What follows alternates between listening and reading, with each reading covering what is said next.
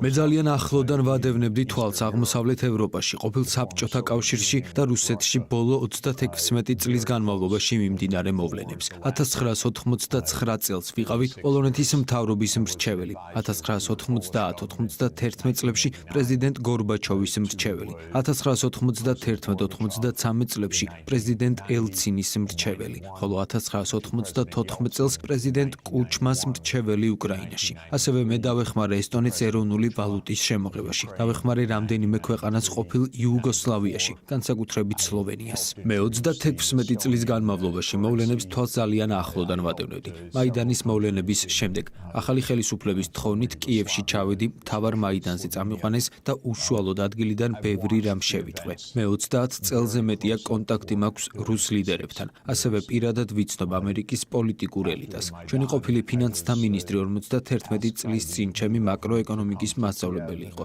რაც იმას ნიშნავს, რომ ჩვენ ნახევარი საუკუნის მეგობრობა გვაკავშირებდა. მე ამ ხალხს ვიცნობ და მინდა, რომ ეს აღვნიშნო, რადგან რასაც ვამბობ, არ არის მეორე წყაროდან მიღებული ინფორმაცია ან იდეოლოგია. ეს არის ის, რაც საკუთარი თვალით მინახავს და საკუთარ გამოცდილებაზე დაყრდნობით გამიგია. ეს არის ჩემი შეხედულება იმ მოვლენებზე, რომლებმაც ევროპა სხვადასხვა კონტექსტში მოიცვა. ეს მხოლოდ უკრაინის კრიზისს არ ეხება. საუბარია 1999 წლის სერბეთზე, ახლო აღმოსავლეთის ომებზე, მათ შორის ერაყსა და სირიაში, ასევე აფრიკის კონფლიქტებზე, მათ შორის სუდანში, სომალში და ლიბიაში. შესაძლოა გაგიკვირდეთ და უარყოთ ის, რასაც ვიტყვი, მაგრამ ეს ომები ძირითადად ამერიკის შეერთებულმა შტატებმა წარმართა და გამოიწვია და უკვე 40 წელია ასე გრძელდება. უფრო ზუსტად რომ ვთქვათ, 1990-91 წლებში საბჭოთა კავშირის დაშლის შემდეგ ამერიკის შეერთებულმა შტატებმა გადაწყვიტა, რომ ახლა ისმართავდა მთელს მსოფლიოს და არ სჭირდებოდა სხვისი შეხედულებების, წითელი ხაზების, უსაფრთხოების ინტერესებისა თუ საერთაშორისო ვალდებულებების გათვალისწინება. ვწუხარ, რომ ამას ასე პირდაპირ ვამბობ, მაგრამ მინდა, რომ ეს ნათლად გაიგოთ. 1991 წელს მე ძალიან ვეცადე დახმარება გამეწია გორბაჩოვისთვის, რომელიც ჩემი აზრით თანამედროვეობის უდიდესი სახელმწიფო მოღვაწე იყო. წოდა ხნის წინ ეროვნული უსაფრთხოების საბჭოს არქივის დოკუმენტები წავიკითხე, სადაც აღწერილია, როგორ დასცინეს და უგულებელყვეს ჩემი წინადადება იმის შესახებ,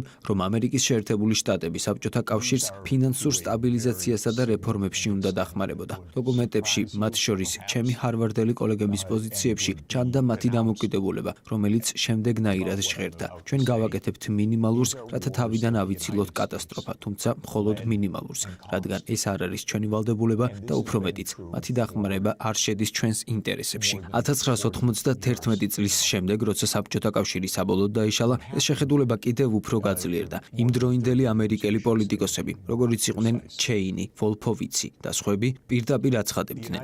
ახლა ეს ამერიკის მსოფლიოა და ჩვენ გავაკეთებთ იმას, რაც გვინდა. მათი მიზანი იყო საბჭოთა კავშირის დარჩენილი გავლენების გასუფთავება. ამიტომ ერაყი, სირია და მსგავსი საბჭოთა კავშირის ყოფილი მოკავშირე ქვეყნები უნდა დაცემულიყო. ჩვენ უკვე 33 წელია ამ საგარეო პოლიტიკის შედეგებს ვხედავთ. ევროპას ეს პოლიტიკა მძიმე ფასად დაუჯდა. ევროპას არ ჰქონია არანაირი დამოუკიდებელი საგარეო პოლიტიკა. არ არსებობდა ხმა, ერთიანობა, სიცხადე ან ევროპული ინტერესების დაცვა. მხოლოდ ამერიკისადმი მორჩილება. იყო რამდენიმე გამონაკლისი, მაგალითად 2003 წელს, როცა საფრანგეთმა და გერმანიამ უარი თქვეს ერაყის ომში ჩარევაზე, რადგან ის გაეროს უსაფრთხოების საბჭოს გვერდის ავლით ხორციელდებოდა. მაგრამ ეს ომი უშუალოდ ნეთანიაჰუსა და მისი მოკავშირეების მიერ იყო ინსპირირებული ამერიკის პენტაგონში. 1991 წლიდან 2008 წლამდე ამერიკის შეერთებულმა შტატებმა მიიღო გადაწყვეტილება, რომ ნატო განუწყვეტლივ გაფართოებულიყო აღმოსავლეთისკენ, ბრიუსელიდან ვლადივოსტოკამდე. ამერიკული სტრატეგია იყო, რომ მსოფლიოს ნებისმიერ წერტილში ყოფილიყო ამერიკული სამხედრო ბაზები.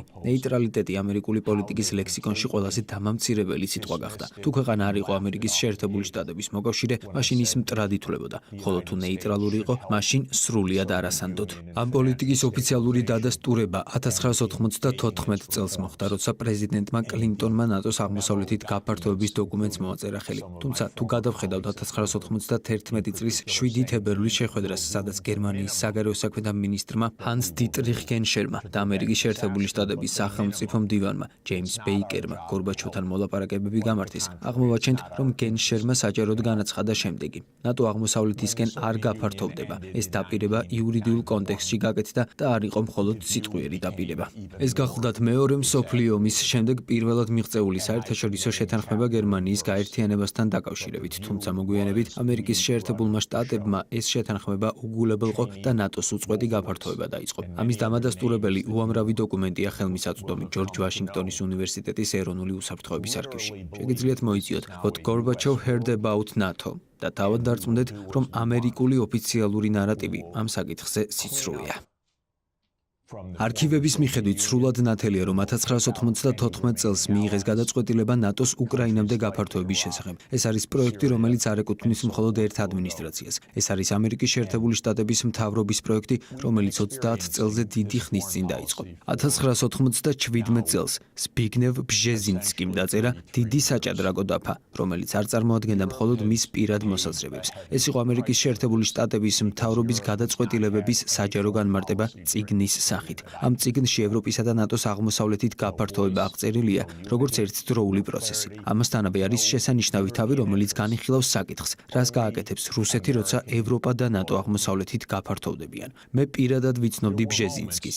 ის ჩემს მიმართ ძალიან კეთილად იყო განწყობილი. მაშინ პოლონეთის მრჩეველი ვიყავი და მან დიდი დახმარება გამიწია. ის ჭკვიანი კაცი იყო, თუმცა ყველაფერში შეცდა. 1997 წელს დაწვრილებით დაწერა, თუ რატომ ვერ გააკეთებდა რუსეთი ვერაფერს ნატოს და ევროპის აღმოსავლეთით გაფართოების წინააღმდეგ. სინამდვილეში ის არ საუბრობდა მხოლოდ ევროპის ან ნატოს გაფართოებაზე. ეს იყო სტრატეგია, გეგმა, პროექტი. ბჟეზინსკი ასევე ამტკიცებდა, რომ რუსეთი ვერასოდეს დაუახლოვდებოდა ჩინეთს.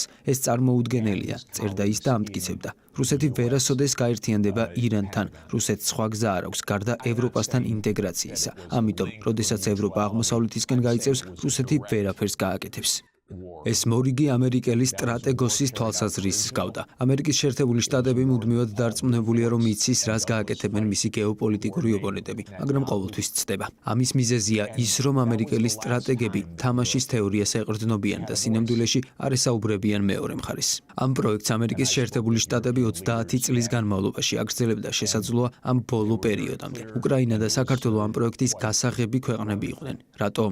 იმიტომ, რომ ამერიკა ბრიტანელებისგან სწავლობს. ჩვენ ბრიტანეთის იმპერიის მიმბრძოლები ვართ. 1853 წელს ლორდ პალმერსტონმა გაიაზრა, რომ თუ რუსეთს შავ ზღვაში შემოსაზღვრავ, მას აღმოსავლეთ ხმელთაშუა ზღვისკენ გასასვლელს დაუბლოკავ. ახლა ჩვენ ვხედავთ, როგორ ახორციელებს ამერიკა იმავე პროექტს 21 საუკუნეში. იდეა იყო, რომ უკრაინა, რუმინეთი, ბულგარეთი, თურქეთი და საქართველო გაერთიანდებოდნენ შავი ზღვის სანაპიროს ბლოკში, რითაც რუსეთს მსოფლიო მოთამაშის სტატუსს მოუსწრებდა. შავ ზღვაში და შესაბამისად ხმელთაშუა ზღვაში გასასვლელს დაუბლოკავდა და მას მხოლოდ რეგიონულ ძალად აქცევდა. ბჟეზინსკი ამ ყველაფერზე სრულიად მკაფიოდ წერს. ამ პროექტის ფესვები კიდევ უფრო შორს მიდის. ეს არ არის მხოლოდ მე-20 საუკუნის გეგმა. ეს ფაქტობრივად პალმერსტონის დროიდან იღებს სათავეს. მე ვიცნობდი ყველა ადმინისტრაციას, ყველა პრეზიდენტს, ყველა გუნდს, კლინტონიდან ბუშამდე, ობამადან ტრამპამდე. არაფერი შეცვლილა. ბაიდენი ჩემი აზრით ყველაზე უარესი იყო. შესაძლოა იმიტომ, რომ ბოლო წლების განმავლობაში ის სრულად ვეღარც კი ფუნქციონირებდა. ამას სერიოზულად ვამბობ და არა ირონიულად. ამერიკული პოლიტიკური სისტემა მთლიანად მედია მანიპულაციებზეა დაფუძნებული. შეიძლება პრეზიდენტი ფაქტობრივად ვერ ფუნქციონირებდეს, მაგრამ მას ეძლევა უფლება არჩევნებში მიიღოს მონაწილეობა. მისი ერთადერთი შეცდომა ის იყო, რომ 90 წუთის განმავლობაში სცენაზე მარტო იდგა და ის საკმარისი აღმოჩნდა. ეს რომ არ მომხდარიყო, ის კვლავ იბრძოლებდა მეორე ვადისთვის, მიუხედავად იმისა, რომ შესაძლოა საღამოს 4 საათის შემდეგ ჩასწინებოდა.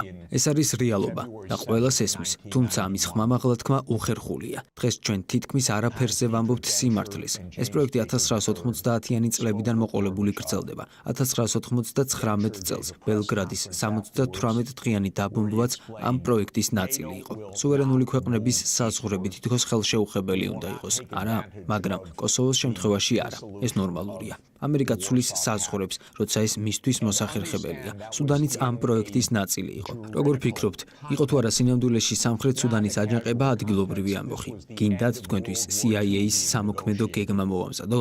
სამხედრო კონფლიქტები უზარმაზარ ხარჯებთან არის დაკავშირებული. იარაღი, წვრთნა, ბაზები, დაზვერვა, დაფინანსება. ეს ყველაფერი დიდი სახელმწიფოების მხარდაჭერას საჭიროებს. სამხრეთ სუდანი ვერ დაამარცხებდა ჩრდილოეთ სუდანს მხოლოდ ადგილობრივი შეიარაღებული დაპირისპირებით. ეს იყო ამერიკის შეერთებული შტატების პროექტი. მე ხშირად დავდიოდი ნაირობიში და შეხვედრილ ვარ ამერიკელ სამხედროებსა და სენატორებს, რომლებიც სუდანის პოლიტიკით ღრმად იყვნენ დაინტერესებული. ეს ყველაფერი იყო ერთპოლუსიანობის თამაშის ნაწილი. ნატოს გაფართოება 1999 წელს დაიწყო, როცა უნგრეთი, პოლონეთი და ჩეხეთი მასში გაწევრიანდნენ. რუსეთი უკმაყოფილო იყო, მაგრამ ეს ქვეყნები მის საზღვრებთან ახლოს არ იმყოფებოდნენ. ამიტომ მისი პროტესტი იგნორირებული დარჩა. შემდეგ მოვიდა ჯორჯ ბუში. 9/11-ის შემდეგ პრეზიდენტმა პუტინმა ამერიკის შეერთებულ შტატებს სრული მხარდაჭერა შესთავაზა, მაგრამ 2001 წლის 20 სექტემბერს ამერიკის შეერთებულმა შტატებმა 5 წელიწადში 7 ომის წამოწყების გადაწყვეტილება მიიღო. ამას ადასტურებს გენერალი უესლი კლარკი, რომელიც იმ დროს ნატოს გენერალური მდივანი იყო. 2001 წლის 20 სექტემბერს ის პენტაგონში მივიდა და გადაეცა დოკუმენტი, რომელშიც 7 ომის გეგმა იყო აღწერილი. ეს ომები სინამდვილეში ბენიამინ ნეთანიაჰუს პროექტი იყო. მიზანი იყო, რომ ისრაელს მთლიანად ეკონტროლებინა ტერიტორია, ხოლო მათ, ვინც წინააღმდეგი იქნებოდა, ამერიკა დაამხობდა. ესეთი იყო ამერიკის შეერთებული შტატების ოფიციალური პოლიტიკა ამ დრომდე. არ ვიცით შეიცვლება თუ არა ის ახლა. ერთადერთი განსხვავება ის არის, რომ შესაძლოა ღაზა ამერიკის კონტროლქვეშ აღმოჩნდეს ისრაელის ნაცვლად. ეს იდეა უკვე 25 წელი არსებობს. უფრო ზუსტად, ის 1996 წლის დოკუმენტიდან მოდის, სახელწოდებით A Clean Break, რომელიც ნეთანიაჰუმ და მისმა ამერიკელმა მოკავშირეებმა შეადგინეს, რათა დაესრულებინათ ორი სახელმწიფოს იდეა. შეგიძლიათ ეს ასევე ონლაინ მოიძიოთ. ეს გახლავთ პროექტები, გრძელვადიანი მოვლენები. ეს არ არის პერსონები, კლინტონი, ბუში, ობამა. ამერიკული პოლიტიკის ამგვარი აღქმა მოსაწყენი მიდგომაა. თითქოს ეს მხოლოდ დღევანდელი თამაში იყოს. სინამდვილეში ეს ასე არ არის. ნატოს გაფართოების შემდეგი ეტაპი 2004 წელს შედგა, როდესაც მასში კიდევ 7 ქვეყანა გაწევრიანდა. 3 ბალტიის სახელმწიფო, რუმინეთი, ბულგარეთი, სლოვენია და სლოვაკეთი. ამ დროს რუსეთი სერიოზულად აღშფოთებული იყო. ეს სრულიად არ ხვევდა ომის შემდგომ წესრიგს, რომელიც გერმანიის გაერთიანებასთან ერთად იყო შეთანხმებული. ფაქტობრივად, ამერიკის შეერთებული შტატების მხრიდან ეს იყო ფუნდამენტური ტყუილი და კოოპერაციული შეთანხმების დარღვევა. ამერიკის შეერთებული შტატები ასე მოიქცა, რადგან ის ერთპოლარული მსოფლიოს წესრიგს ემხრობოდა. როგორც ყველას ახსოვს, გასულ კვირას მიუნხენის უსაფრთხოების კონფერენცია გაიმართა, ხოლო 2007 წელს პრეზიდენტმა პუტინმა განაცხადა: გაჩერდით საკმარისია, გაჩერდით ახლავე, ხოლო 2008 წელს შეერთებულმა შტატებმა ევროპის ნების წინააღმდეგ გაატარა ნატოს გაფართოების იდეა უკრაინასა და საქართველოში. ეს გრძელვადიანი პროექტია. 2008 წლის მაისში ნიუ-იორკში ბატონ სააკაშვილს მოვუსმინე. შემდეგ დავურეკე სონიას და ვუთხარი: ეს კაცი გიჟია. ერთი თვის შემდეგ საქართველოში ომი დაიწყო, რადგან შეერთებულმა შტატებმა მას უთხრა: ჩვენ გადავარჩენთ საქართველოს. ის კი საგარეო ურთიერთობათა საბჭოს წინაშე იდგა და აცხადებდა, რომ საქართველო ევროპის ცენტრშია. უკაცრავად ქალბატონებო და ბატონებო, თუმცა საქართველო ევროპის ცენტრში არ არის. უახლესი მოვლენები არ უწყობს ხელს საქართველოს უსაფრთხოებას. როდესაც თქვენი პარლამენტარები ან ევროპელი პოლიტიკოსები იქ ჩადიან, ისინი საქართველოს განადგურებას უწყობენ ხელს. ეს არ არის საქართველოს დაცვა, ეს მის სრულ განადგურებას ნიშნავს. როგორც ყველა მიცის, 2008 წელს CIA-ის ყოფილმა დირექტორმა უილიამ ბერნსმა კონდოლიზა რაის ვრცელი შეტყობინება გაუგზავნა ნატოს გაფართოებაზე. იქ ეწერა: არა ნიშნავს არა. ჩვენ ეს ჯულიან ასანჟის წყალობით ვიცით, რადგან დამიჯერეთ ამერიკელ ხალხს არაფერს ეუბნებიან, არც თქვენ, არც თქვენი გაზეთები. ვიქტორ იანუკოვიჩი 2010 წელს ნეიტრალიტეტის დაპირებით აირჩიეს. რუსეთს არ ქონია არანაირი ტერიტორიული პრეტენზია უკრაინაზე. მე იმ პერიოდში იქ ვიყავი. რუსეთი მხოლოდ 25 წლიანი იჯარით ცდილობდა სევასტოპოლის საზღვაო ბაზის შენარჩუნებას 2042 წლამდე. დამორჩა. არც ყირიმი, არც დონბასი არ შედიოდა მის გეგმებში. მტკიცება, რომ პუტინი რუსულ იმპერიას აღადგენს ბავშვური პროპაგანდაა. ბოდიშით, მაგრამ ვინც პოლიტიკის წლიდან წლამდე განვითარებას იცნობს, ეს აბსურდულად გულუბრყვილო ისტორიაა. თუმცა როგორც ჩანს, ბავშვური ნარატივი უფრო კარგად მუშაობს, ვიდრე გონივრული ანალიზი. აშშ-მ გადაწყვიტა იანუკოვიჩი დაემხო. ამას რეჟიმის შეცვლის ოპერაცია ეწოდება. ასეთი ოპერაციები აშშ-ს მიერ მთელ მსოფლიოში დაახლოებით 100-ჯერ მაინც განხორციელებულა, მათ შორის თქვენს ქვეყნებშიც. ეს CIA-ის საქმიანობის ძირითადი ნაწილია. ამერიკაში თუ მოწინააღმდეგე არ მოგწონს, მასთან მოლაპარაკებას არ აწარმოებ, არამედ მის გადაყენებას ცდილობ. სასურველია ფარული გზებით. თუ ეს არ იმუშავებს, მაშინ ღიად მოქმედებ. შემდეგ კი ყოველთვის ამბობ: ეს ჩვენი ბრალი არ არის, ისინი აგრესორები არიან. ეს ჰიტლერის მეთოდებია. აღნიშნული ფრაზა ყოველ 2 ან 3 წელიწადში ერთხელ მეორდება. იქნება ეს სადამ ჰუსეინის, ასადის თუ პუტინის შემთხვევაში. ეს ძალიან მოსახერხებელია, რადგან ეს არის საგარეო პოლიტიკის ერთადერთი ახსნა განმარტება, რომელსაც ამერიკელი ხალხი მუდმივად იღებს. 2014 წელს აშშ აქტიურად მუშაობდა იანუკოვიჩის დასამხობად. ყველა მოისმინა გაჟონილი სატელეფონო ჩანაწერი, სადაც ვიქტორია ნულანდი და ამერიკის შეერთებული შტატების ელჩი საუბრობდნენ. ამ საუბრიდან ნათელი გახდა, რომ აშშ აყალიბებდა ახალ მთავრობას კიევში. ამის შემდეგ დაიდო მინსკის შეთანხმებები, განსაკუთრებით მინსკი 2, რომელიც აღმოსავლეთ უკრაინის რუსულენოვან რეგიონებში ავტონომიას ითვალისწინებდა, მაგრამ ამერიკის შეერთებულმა შტატებმა და უკრაინამ გადაწყვიტეს, რომ შეთანხმების პირობები არ უნდა შესრულებულიყო. გერმანია და საფრანგეთი, რომლებიც გარანტორები იყვნენ, არაფერს აკეთებდნენ. ეს იყო კიდევ ერთი ამერიკული ერთპოლარულობით განმსჭვალული ქმედება, სადაც ევროპას კვლავ არანაირი მნიშვნელოვანი როლი არ ჰქონია. შემდეგ მოვიდა ტრამპი, რომელმაც უკრაინისთვის სამხედრო დახმარება გაზარდა. უკრაინამ დონბასში შეტევა გააძლიერა, რასაც ათასობით ადამიანის სიცოცხლე შეეწირა. მინსკი 2 ფაქტობრივად აღარ არსებობდა. შემდეგ მოვიდა ბაიდენი. მე ყველა ამ ადამიანს ვიცნობ. ოდესღაც დემოკრატიული პარტიის წევრი ვიყავი, მაგრამ ახლა არც ერთ პარტიას არ ვეკუთვნი, რადგან ორივე მათგანი ერთნაირია. დემოკრატები საბოლოოდ გადაიქცნენ ომის პარტიად. მშვიდობისკენ მიმართული არც ერთი ხმა აღარ ისმის. ზუსტად ისევე, როგორც ევროპაში, სადაც პოლიტიკოსების უმეტესობა იგივე გზას ადგას. 1991 წლის ბოლოს პუტინმა უსაფრთხოების შეთანხმების 2 პროექტი წამოაყენა.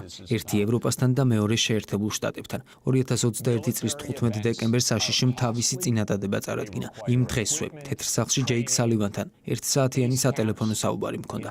ვებედრებოდი, ჯეიკ, შენ შეგიძლია აირიდო ომი. უბრალოდ უნდა განაცხადო, რომ ნატო უკრაინაში არ გაფართოვდება. მან მიპასუხა, ნუ ღელავ, ნატო არ აპირებს უკრაინაში გაფართოვებას. მე ვუთხარი, ჯეიკ, შენ ეს საჯაროდ უნდა განაცხადო. მან მითხრა არა, ამას საჯაროდ არ ვიტყვით. ვუპასუხე, ჯეიკ, თქვენ მიიღებთ ომს ისეთი რაღაცის გამო, რაც ისედაც არ იგეგმება რომ მოხდეს. სალივანმა მითხრა, ნუ ღელავ, ომი არ იქნება. ეს ადამიანები ნამდვილად არ არიან ჭკვიანები. თუ გულწრფელად გეტყვით, ისინი უბრალოდ სუსტები არიან. მათთან 10 წლეულების განმავლობაში მქონდა საქმე. ისინი მხოლოდ საკუთარ თავს ელაპარაკებიან, სხვის მოსმენას არ ცდილობენ. ისინი თამაშობენ არაკოოპერატიული თამაშის თეორიას, რაც გულისხმობს, რომ არ ელაპარაკო მეორე მხარეს, უბრალოდ შექმენი შენი სტრატეგია. ეს არ არის მოლაპარაკებების ან მშვიდობის დამყარების თეორია. ეს არის ის მიდგომა, რომელიც დღესაც მოქმედებს. 2019 წელს რენდმა გამოაქვეყნა დოკუმენტი, როგორ დაასუსტოთ რუსეთი. ასე წერია, როგორ გავაღიზიანოთ რუსეთი. ეს არის სტრატეგია, რომელსაც ბაიდენი მიჰყვება. როგორ შევაწუხოთ რუსეთი, როგორ დავასუსტოთ, როგორ შევუქმნათ ეკონომიკური კრიზისი და არეულობა. ამას ეძახიან მოკავშირესთან მოპყრობას.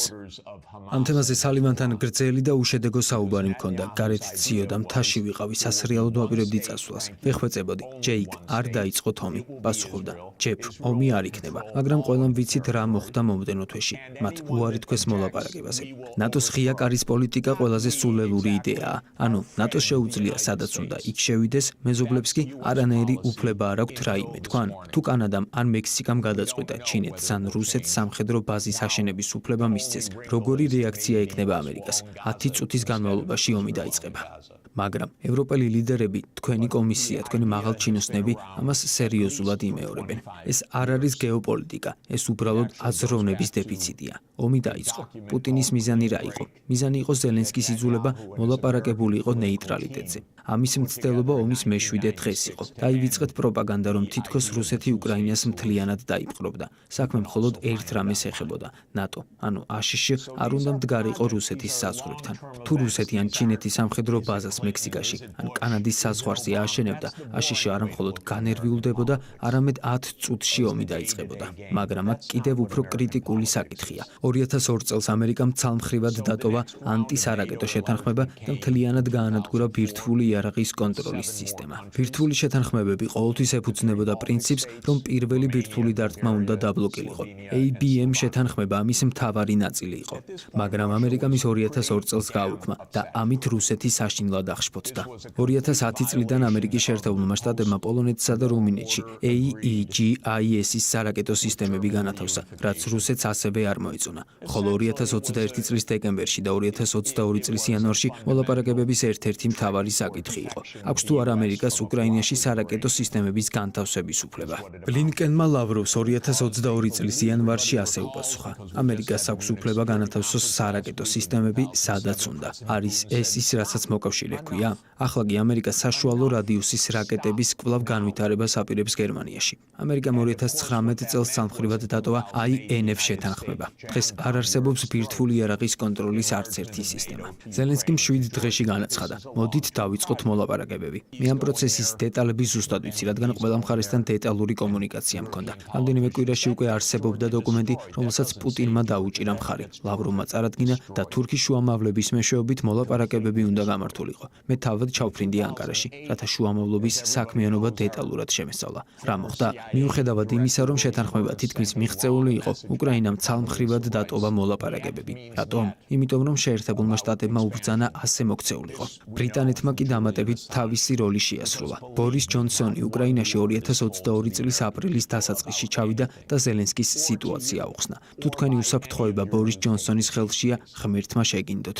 გარკვეული დროის შემდეგ კი აღმოჩნდა, რომ კირ სტრამერი ბრიტანეთის შემდეგი პრემიერ-მინისტრი კიდევ უფრო უარესია. ეს წარმოუდგენლად ჩანს, მაგრამ სრული სიმართლეა. ბორის ჯონსონმა ღიად ახსენა, რას ეხებოდა ეს ყველაფერი. არა უკრაინას, არამედ დასავლეთის ჰეგემონიას. მე და მაიკლი 2022 წლის გაზაფხულზე ვატიკანში შევხვდით ჯგუფს და დავწერეთ დოკუმენტი, სადაც აღვნიშნეთ. ამ ომიდან უკრაინისთვის არაფერი კარგი არ გამოვა. აწარმოეთ მოლაპარაკებები, სანამ გვიან არ არის, რადგან მეტი დრო მხოლოდ მეტ მსხვერპლს, ბირთვული ესკალაციის რისკსა და ომის შესაძლო წაგებას ნიშნავს. იმ დოკუმენტში არც ერთი სიტყვა არ იყო მცდარი. და მას შემდეგ, რაც აშშ-მ უკრაინა მოლაპარაკებების მაგიდიდან ძალის წამოიყვანა, დაახლოებით მილიონი უკრაინელი დაიღუპა, ან მძიმედ დაშავდა. ამასობაში ამერიკელი სენატორები, რომლებიც წარმოუდგენლად ცინიკურები და კორუმპირებულები არიან, ამბობენ, ეს შესანიშნავი ინვესტიციაა, რადგან არც ერთი ამერიკელი არ იღუპება. ეს სუფთა პროქსი ომია. სენატორი ბლუმენტალი ხმამაღლა ამბობს ამას. მიტ რომნიც ხმამაღლა ამბობს ამას. ეს საუკეთესო ფულია, რაც ამერიკამ დახარჯა. არც ერთი ამერიკელი არ იღუპება. ეს დაუჯერებელია, თუმცა ეს პროექტი ჩაბარდა. იდეა თავიდანვე ასეთი იყო. რუსეთი ვერ გაუძლებს ზეწოლას.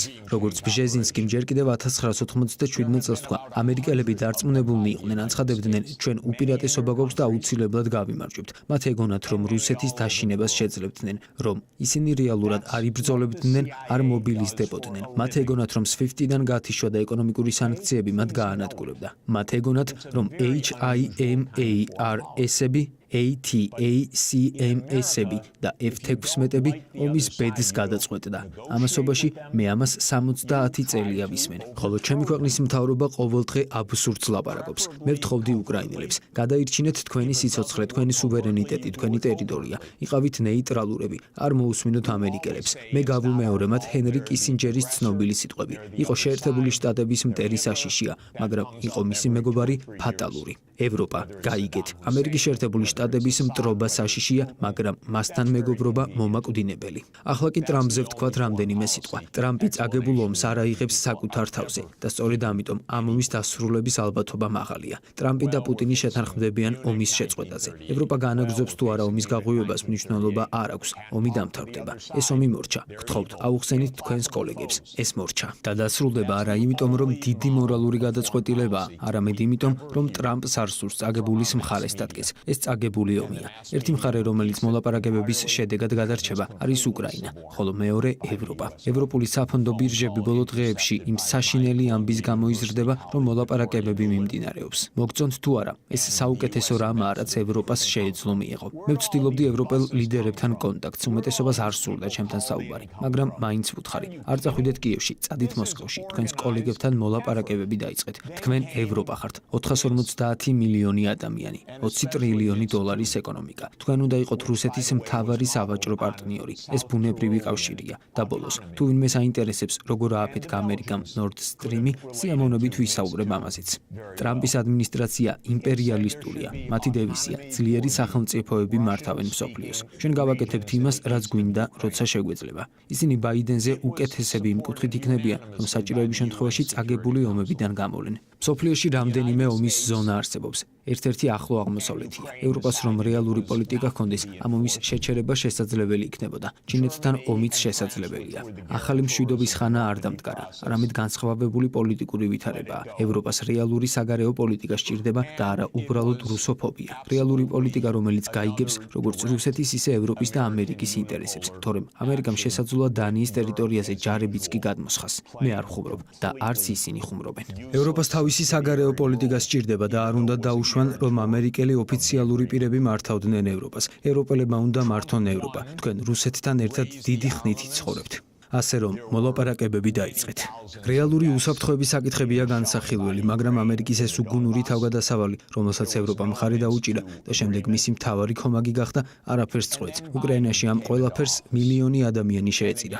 რაც შეეხება ახლო აღმოსავლეთს, აშშ-მ სრულად გადასცა საგარეო პოლიტიკა ნეთანიაჰუს 30 წლის წინ, ხოლო ამერიკულ პოლიტიკაში ისრაელის ლობი დომინირებს. ამაში ეჭვიც არ შეგეფაროთ. შემიძლია საათობით აგიხსნათ, როგორ მუშაობს ეს ყველაფერი. ეს ძალიან სახიფათო რამაა. ვიმედოვნებ, რომ ტრამპი არ გაანადგურებს თავის ადმინისტრაციას და რაც უფრო უარესია პალესტინელ ხალხს ნეთანიაჰუს გამო, რომელსაც ომის დამნაშავედ მივიჩნევ და რომელიც საერთაშორისო სასამართლოს მიერ უნდა გასამართლდეს. უნდა განვაცხადოთ, რომ საჭიროა პალესტინის სახელმწიფოს 1967 წლის 4 ივნისის საზღვრების მიხედვით საერთაშორისო სამართლის შესაბამისად აღიარება. ეს არის მშვიდობის მიღწევის ერთადერთი გზა. ახლო აღმოსავლეთთან ევროპისთვის საკუთარ ფარგლებში მშვიდობის მიღწევის ერთადერთი საშუალება არის ორი სახელმწიფოს გადაწყვეტა, შესაბამისად პალესტინის აღიარება. ერთადერთი დაბრკოლება ამ გზაზე არის აშშ-ს ვეტო გაეროს უშიშროების საბჭოში. ასე რომ, თუ გსურთ რაიმე გავლენა იქონიოთ ამ პროცესში, მოუწოდეთ ამერიკის შეერთებულ შტატებს, რომ ვეტო მოხსნას.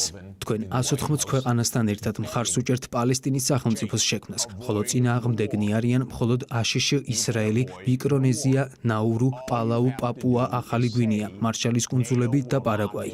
ამ საკითხში ევროპას დიდი გავლენა შეიძლება ჰქონდეს, თუმცა ევროპამ გაჩუმება არჩია JCPOA-სა და ირანის საკითხზე. ნეთანიაჰუს ყველაზე დიდი ოცნება აშშ-სა და ირანს შორის ომია, მაგრამ ის ამ ოცნებას არ თმობს. ის შესაძლოა ახდეს, რადგან აშშ-ს არ გააჩნია დამოუკიდებელი საგარეო პოლიტიკა. ის ისრაელის მიერ იმართება. ეს ტრაგიკული და წარმოუდგენელი მდგომარეობაა, თუმცა შესაძლოა დასრულდეს. ტრამპმა შეიძლება თქვას, რომ მას სურს საგარეო პოლიტიკის დაბრუნება. ვიმედოვნებ, რომ ეს ასეც იქნება და ბოლოს მინდა ვთქვა ჩინეთზე. ჩინეთი მტერი არ არის, ჩინეთი წარმატების ისტორიაა. აი რატომ განიხილავს აშშ მას მტრად, რადგან ჩინეთი ეკონომიკურად უფრო ძლიერია ვიდრე ამერიკა. ახლა კი კითხვები გთხოვთ არ გააკეთოთ განცხადებები, უბრალოდ დასვით შეკითხვები, რადგან ბევრი ვართ და დიდი დრო არ გვაქვს. მარცხენა მხრიდან დავიწყებ, როგორც მოგეხსენებათ, მარცხენა მხარე მირჩევნია. გთხოვთ მიდით.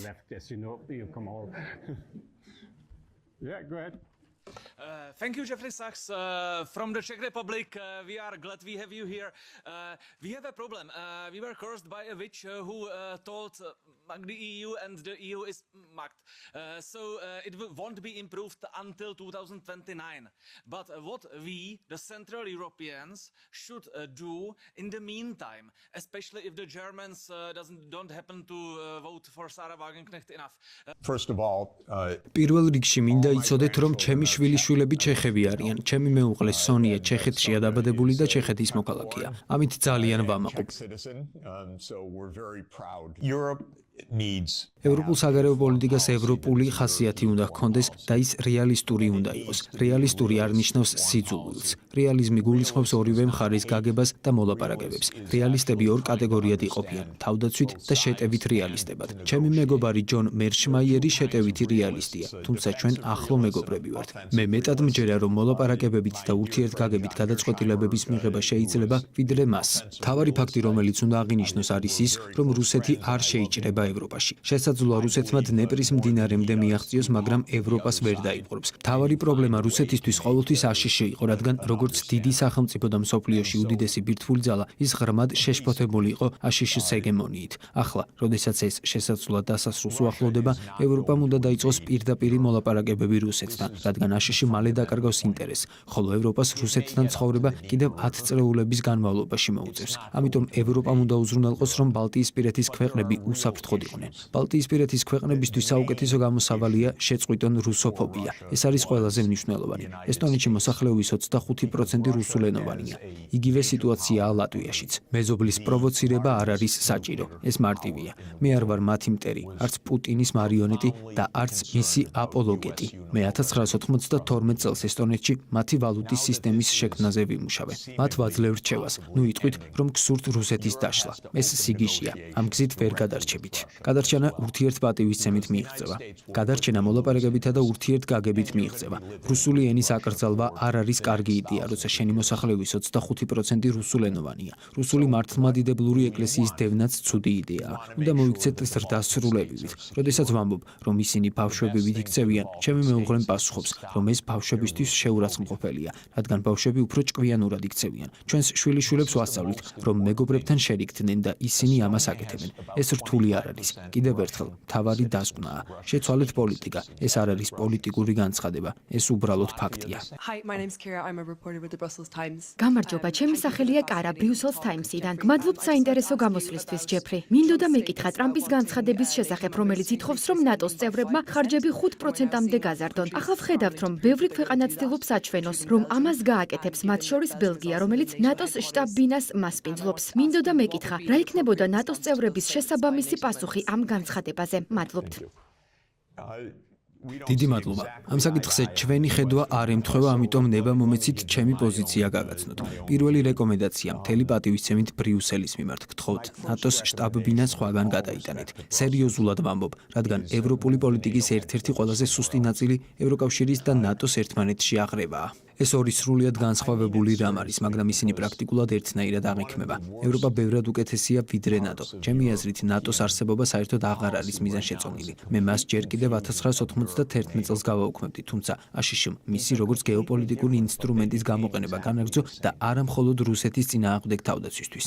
ნატოსა და ევროკავშირის აღრევა ფატალური შეცდომა იყო, რადგან ევროკავშირის გაფართოება ავტომატურად ნიშნავდა ნატოს გაფართოებას. ეს ორი რამ სრულიად განსხვავებული უნდა ყოფილიყო. ჩემი პირადი მოსაზრება მთელი პატივისცემით არის ის, რომ ევროპას უნდა ჰქონდეს დამოუკიდებელი საგარეო პოლიტიკა და სამხედრო უსაფრთხოების სისტემა. მე ამას მხარს ვუჭერ. მე ნატოს საერთოდ დავშლიდი. იქნებ ტრამპმა თავად გააუქმოს იგი. იქნებ მან გრენლანდიაში შეჭრაც მოინდომოს. მაშინ ნამდვილად გაიგებთ, რას ნიშნავს ნატო. მე ვფიქრობ, რომ ევროპამ უნდა ჩადოს ინვესტიცია საკუთარ უსაფრთხოებაში, მაგრამ 5% სრულად დაუჯერებელი ციფრია. ეს აბსურდია. არავის სჭირდება მსგავსი ხარჯი. ამჟამინდელი ვითარების გათვალისწინებით 2-3% საკმარისი იქნებოდა. თუმცა მე ამ თანხას ევროპული წარმოების სამხედრო ტექნოლოგიაზე დავხარჯავდი. სამწუხაროდ ამ სამყაროში სამხედრო სექტორში ინვესტიციები ხშირად ტექნოლოგიურ ინოვაციებს იწვევს. ტრამპი უბრალოდ ამერიკული იარაღის გამყიდველია. მისი მიზანია ამერიკული ტექნოლოგიის გაყიდვა. რამდენიმე დღის წინ ბენცმა გითხრათ, რომ არ უნდა იფიქროთ თქვენი საკუთარი AI ტექნოლოგიის შექმნაზე.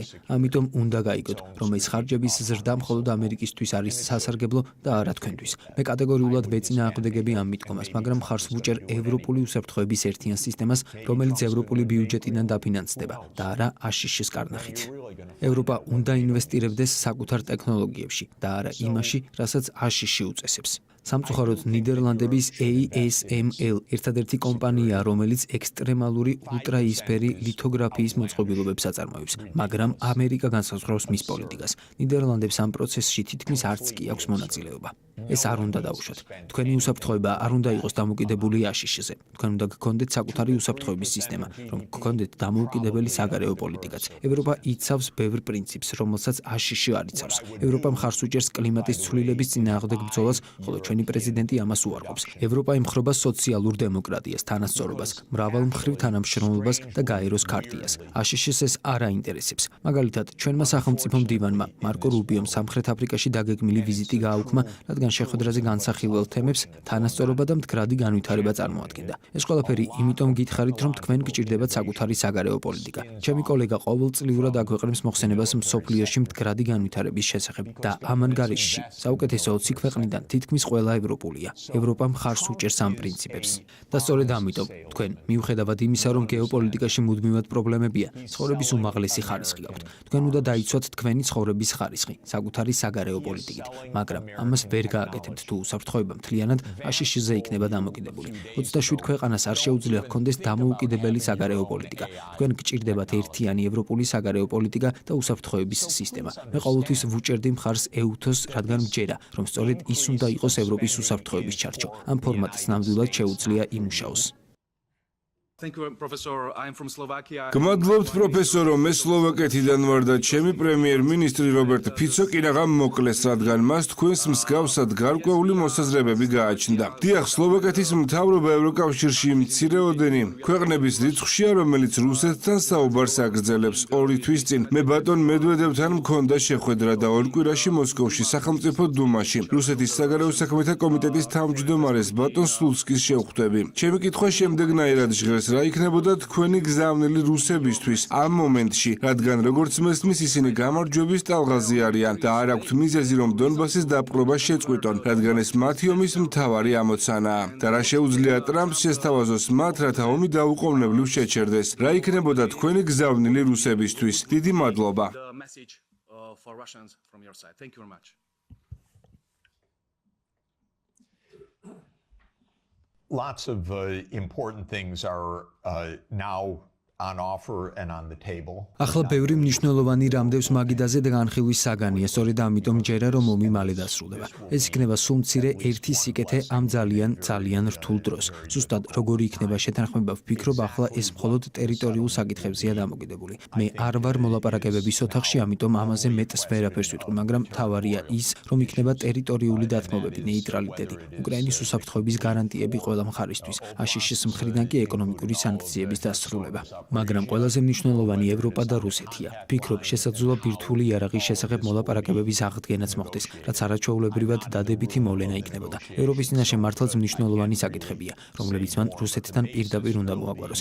ამიტომ მოვუწოდებ პრეზიდენტ კოსტას და ევროპის ლიდერებს დაიწყონ პირდაპირი მოლაპარაკებები პრეზიდენტ პუტინთან, რადგან ევროპული უსაფრთხოება სასწორს ედგას.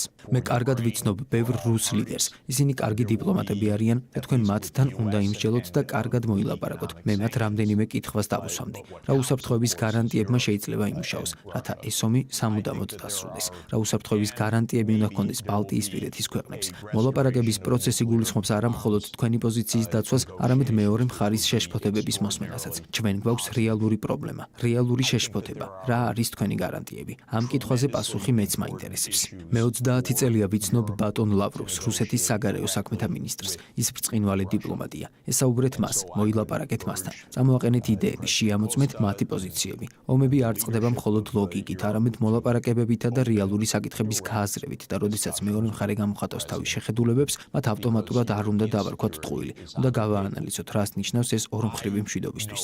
ყველაზე მნიშვნელოვანი ისაა, რომ შეწყდეს დაპირისპირება, შეწყდეს საომარი რიტორიკა და დაიწყოს მოლაპარაკებები რუსულ მხარესთან. ნუ ეცდებით, რომ მოლაპარაკების მაგიდასთან, აშშ-სთან ერთად მოხვდეთ. ეს არ არის საჭირო. თქვენ ევროპა ხართ. თქვენ უნდა იყოთ მოლაპარაკებების ოთახში რუსეთთან, ევროპასთან ერთად. თუ აშშ-ს სურს მონაწილეობა მიიღოს, კარგია, მაგრამ მათთვის მუდამ მოთხოვნის წაყენება არ არის საჭირო. ევროპას არ სჭირდება უკრაინა მოლაპარაკებების დროს, მაშინ, როდესაც რუსეთთან თავისი უშუალო საკითხები აქვს მოსაგვარებელი. არ უნდა გადააბრალოთ თქვენი საგარეო პოლიტიკა არავის, არც აშშ-ს, არც უკრაინას, არც ისრაელს. შეინარჩუნეთ ევროპული საგარეო პოლიტიკა. სწორედ ეს არის მთავარი იდეა.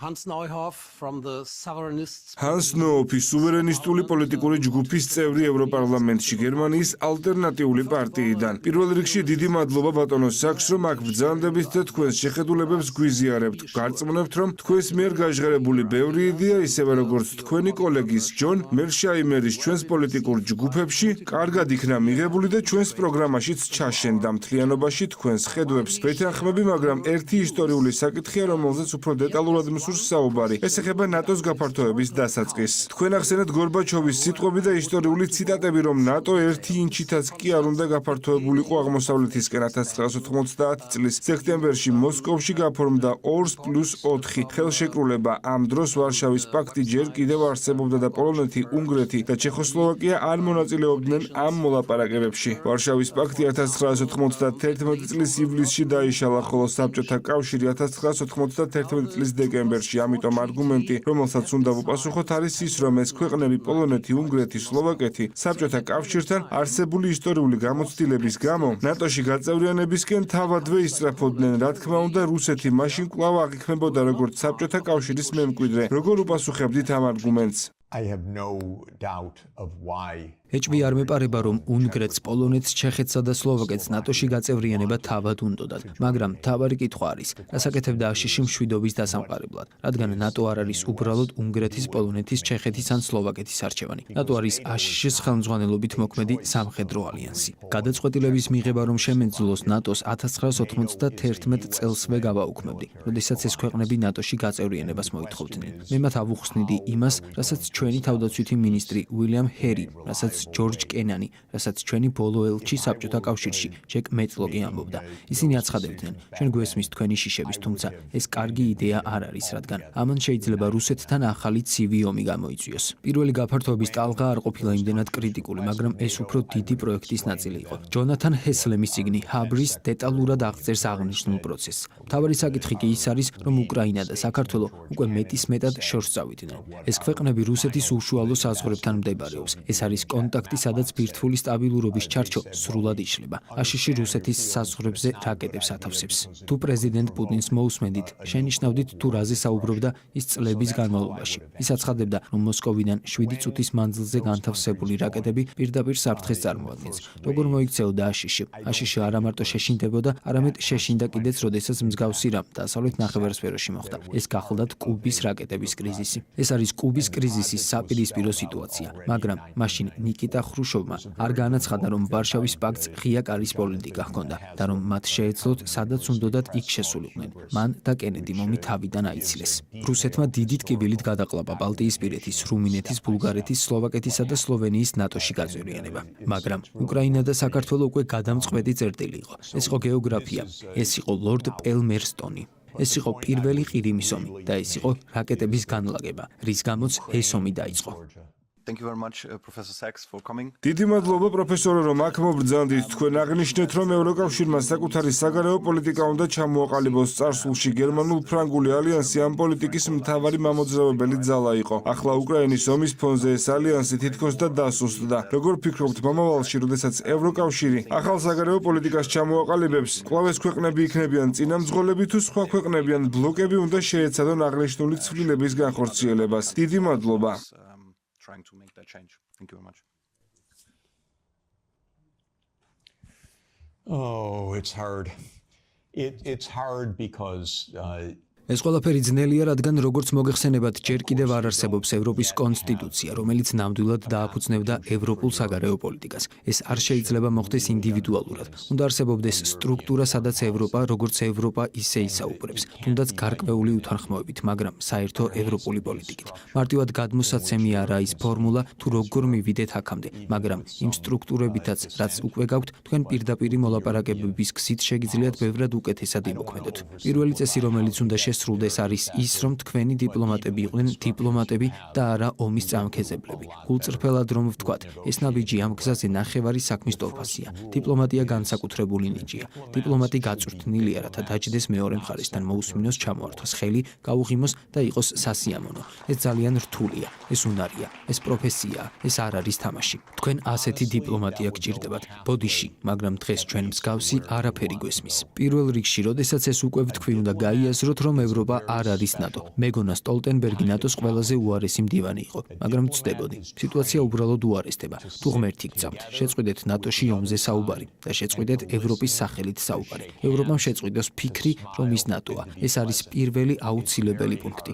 მეორე რამ, უკაცრავად, მაგრამ თქვენი უმაღლესი წარმომადგენლები და ვიცე-პრეზიდენტები უნდა გახდნენ დიპლომატები. დიპლომატია ნიშნავს მოსკოვში წასვლას, თქვენი რუსი კოლეგის აქ მოწვევას, მასთან საკითხების განხილვას. ეს ჯერ არ მომხდარა. ასე რომ, ჩემი აზრით ეს საჭიროა. ჯერა იდეის, რომ ევროპა უფრო ინტეგრირებული და უფრო ერთიანი უნდა გახდეს მომდევნო წლებში. მე მტკიცედ მჯერა სუბსიდიარობის პრინციპის. ასე რომ, არ ვფიქრობ, რომ საცხოვრებელი პოლიტიკა ევროპისთვის მთავარი საკითხია. ვფიქრობ, ამის მოგვარება ადგილობრივ ან ეროვნულ დონეზეც შესაძლებელია, თუმცა ვხედავ პრობლემებს საგარეო პოლიტიკაში. მას აღვიქვამ, როგორც 27 ქვეყნის საკითხს, როგორც ევროპულ საკითხს და ვხედავ უსაფრთხოების გამოწვევებს ევროპულ დონეზე. ასე რომ, საჭიროა საკითხების გადახედვა. სურს ვიხილო მეტი ევროპა, ნამდვილად ევროპული საკითხების გარშემო და ნაკლები ევროპა იმ საკითხებისთვის, რომლებიც უფრო მეტად ეროვნული და ადგილობრივი დონის საკითხებს მიეკუთვნება. იმედი მაქვს, რომ ასეთი ევოლუცია მოხდება. იცით, როდესაც მსოფლიო დიდ ძალებზე საუბრობს, ისინი საუბრობენ აშშ-ზე, რუსეთზე, ჩინეთზე. მე ამ სიას ინდოეთს ვამატებ და ნამდვილად მსურს დავამატო ევროპაც, ნამდვილად მსურს დავამატო აფრიკაც, როგორც აფრიკის კავშირი და მსურს, რომ ეს მოხდეს. თუმცა შეამჩნევთ, რომ ამ სიაში ევროპა დღეს არ ჩანს და ეს იმიტომ, რომ არ არსებობს ევროპული საგარეო პოლიტიკა. Thank you very much and thank you very much professor for this very courageous speech. დიდი მადლობა პროფესორმა ძალიან მამაცი და ძალიან ნათელი გამოსვლისთვის. მე ვარ ევროპარლამენტარი ლუქსემბურგიდან. ჩემი კითხვა შემდეგია, რა არის ამ წაგებული ომის გრძელვადიანი შედეგები? ჩვენ წავაგეთ ომი, ნატოს მომავალი გაურკვეველია, ასევე აშკარად, როგორც თქვენ აღნიშნეთ, ხდება ევროპის მარგინალიზაცია, სახეზეა ბრიქსის ქვეყნების გაძლიერება, რომლებიც ბევრ ასპექტში შეიძლება ჩვენი მეტოქეებიც იყვნენ. როგორი იქნება კოლექტიური დასავლეთის მომავალი მომდევნო 20 ან 30 წლის განმავლობაში. დიდი მადლობა. Over the next 20 or 30 years. Thank you very much. I don't believe there is a collective West. არ მჯერა რომ არსებობს კოლექტიური დასავლეთი, მჯერა რომ არსებობს შეერთებული შტატები და ევროპა, რომლებსაც ზოგიერთ სფეროში საერთო ინტერესები აქვთ, ხოლო ბევრ სფეროში არა. სურს რომ ევროპა ლიდერობდეს მდგრად განვითარებას, კლიმატის ტრანსფორმაციას, გლობალურ კეთილდღეობას. მჯერა რომ თუ მსოფლიო ევროპას მეტად დაემსგავსება, ის უფრო ბედნიერი იქნება, მშვიდობიანი, უსაფრთხო და გრძელვადიანი კეთილდღეობა უკეთესი საკვებით, სხვათა შორის. ნებისმიერ შემთხვევაში ევროპას აქვს მოწოდება, რომელიც საკმაოდ განსხვავდება ამერიკული ტრადიციისგან და ანგლო ტრადიციისგან. ანგლოსაქსურ ჰეგემონიას ან ჰეგემონიისკენ სწრაფვას მხოლოდ 200 წლიანი ისტორია აქვს. ბრიტანელები ჯერ კიდევ ფიქრობენ, რომ ისინი მართავენ მსოფლიოს. საოცარია, მაგრამ რას ნიშნავს ნოსტალგია? ისინი არც კი ჩერდებიან. ეს ყველაფერი მონტი პაითონის სკეჩს გავს, როდესაც რაინდს ყველა კიდურს აჭრიან და ის ამბობს, ყველაფერი კარგადაა, მე გამარჯვებული ვარ. ეს არის ბრიტანეთი, სამწუხაროდ და ეს მართლაც საშინელებაა. ასე რომ, არა, არ მჯერა კოლექტიური დასავლეთის, არ მჯერა გლობალური სამხრეთის, არ მჯერა, რომ ყველა ეს გეოგრაფია საერთოდ აზრის მატარებელია, რადგან სინამდვილეში გლობალური სამხრეთი ძირითადად ჩრდილოეთ ნახევარსფეროში მდებარეობს, ხოლო დასავლეთი არც ისე დასავლეთია. ამიტომ აღნიშნული გეოგრაფიული კატეგორიების გამოყენება ხშირად არასწორია. მჯერა, რომ ჩვენ შეიძლება შევიდეთ ჭეშმარიტი სიუხვის ეპოქაში, თუ სწორად ვიმოქმედებთ. ჩვენ ვიმყოფებით ადამიანური ისტორიის განმავლობაში ყველაზე დიდი ტექნოლოგიური განვითარების ეპოქაში. მართლაც საოცარია, თუ რისი გაკეთება შეიძლება ახლა. მეცნიერებმა, რომლებიც არ ფლობდნენ ქიმიას, ნობელის პრემია მიიღეს ქიმიაში, რადგან მათ ძალიან კარგად ესმოდათ ნეირონული ქსელები. მათ აღმოაჩინეს ცილოვანი მოლეკულების დაკეცვის პროცესი, რის მისაღწევადაც ბიოქიმიკოსების თაობები მუშაობდნენ. ახლა კი ღრმა სწავლის ალგორითმებით ეს ყველაფერი შესაძლებელი გახდა. ასევე განახლებადი ენერგიის სფეროში, როგორც ყველასთვის ცნობილია, ფასები 2 ციფრით შემცირდა. ეს ნიშნავს, რომ ჩვენ შეგვიძლია შევქმნათ მდგრადი ენერგიის წყაროები, რომლებიც უფრო ხელმისაწვდომი და ეფექტურია. ამიტომ, თუ სწორად ვიმოქმედებთ, ჩვენ შეგვიძლია შევქმნათ უფრო მდგრადი და კეთილდღეობით სავსე მსოფლიო. ჩვენ შეგვიძლია შევცვალოთ პლანეტა, შეგვიძლია დავიცვათ კლიმატური სისტემა, შეგვიძლია დავიცვათ ბიომრავალფეროვნება, შეგვიძლია უზრუნველყოთ, რომ თითოეულმა ბავშვმა მიიღოს კარგი განათლება. ჩვენ შეგვიძლია ბევრი საოცარი რამ გავაკეთოთ ახლა და ამ წუთას. ამიტომ, რა გვჭირდება ამისთვის? ჩემი აზრით, ყველაზე მნიშვნელოვანი მშვიდობაა. ჩემი ძირითადი აზრი არის ის, რომ არსად არ არსებობს ღრმა მიზეზები კონფლიქტისთვის.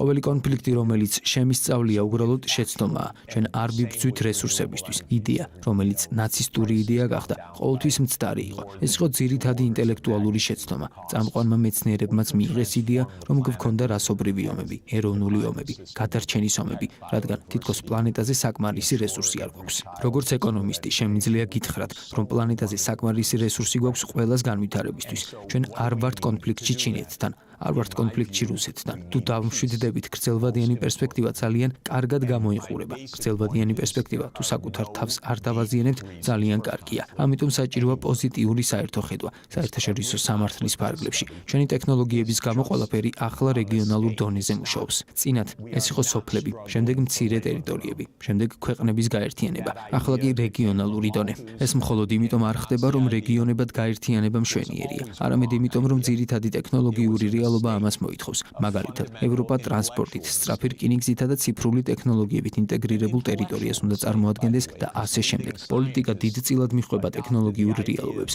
ჩვენ ახლა რეგიონების სამყაროში ვცხოვრობთ. ამიტომ ევროპა უნდა იყოს ევროპა საკუთარი სუბსიდიარობის პრინციპებით. არ დაკარგოს მშვენიერი ევროპული და ადგილობრივი ელემენტები. ევროპა უნდა იყოს ევროპა. მაგალითად, სურს, რომ ევროპას ჰქონდეს დიპლომატია სამხრეთ-აღმოსავლეთ აზიის ქვეყნებში. მე ბევრ დროს ვატარებ აღნიშნულ აზიურ ქვეყნებთან ურთიერთობას. ბავშვობაში. ევროკავშირის მწვანე შეთანხმება მშვენიერი იდეაა. მრავალი წლის წინ ვთქვი, რომ აზიის ლიდერებმა უნდა გააკეთონ აზიის მწვანე შეთანხმება და შემდეგ ევროპელებთან ისაუბრონ, რათა ჰქონდეთ ეს მშვენიერი ურთიერთობა ვაჭრობაში, ინვესტიციებში, ტექნოლოგიებში. გასულ წელს მათ სამხრეთ-აღმოსავლეთ აზიის მწვანე შეთანხმების შესახებ განაცხადეს. ევროპამ რა გააკეთა ამის შემდეგ? არაფერი. თქვა, რომ ჩვენ უკრაინის ომში ვართ. მადლობა, არ გვაინტერესებს. ეს არის ჩემი აზრი. პერსპექტივები ძალიან პოზიტიურია, თუ ჩვენ შევქმნით მშვიდობას. Do you think that a way out of the conflict? გგონიათ თუ არა, რომ კონფლიქტიდან გამოსავალი ფინეთიზაციის მსგავსი სტილია? ისურვებდით, რომ შვედეთისა და ფინეთის საგარეო პოლიტიკა სხვადასხვა გვარი ყოფილიყო და ისინი ნატოს წევრები არ გამხდარიყვნენ. გგონიათ თუ არა, რომ რუსეთთან საზღვრის მქონე ქვეყნები უბრალოდ უნდა შეეგუონ საკუთარ ბედს და მუდმივად ცდილობდნენ, რომ რუსეთი არ გააღიზიანონ?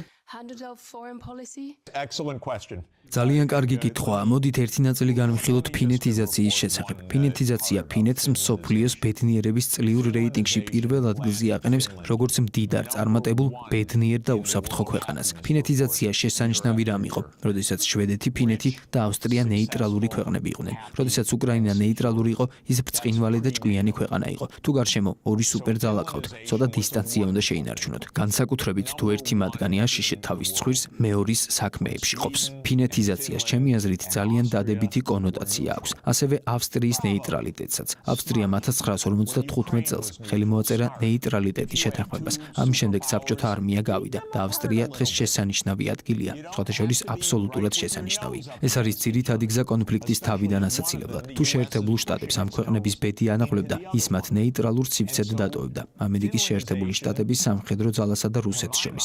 მაგრამ შეერთებულმა შტატებმა სხვა რამ გადაწყვიტა. მე უბრალოდ მინდა დავასრულო მოწოდებით. ვფიქრობ, თანხმდებით, რომ ომი ერთ ან ორ თვეში დასრულდება, რაც ბრძოლების დასრულებას ნიშნავს და არა იმას, რომ ევროპაში მშვიდობა იქნება. ევროპაში მშვიდობა ევროპელებმა უნდა შექმნან და არა ამერიკის პრეზიდენტმა. ჩვენ უნდა შევქმნათ ეს მშვიდობა და ეს გახლავთ ევროპა, რომელიც რა თქმა უნდა, ასევე მოიცავს ბელარუსს, რუსეთს და ყველა სხვა ქვეყანას.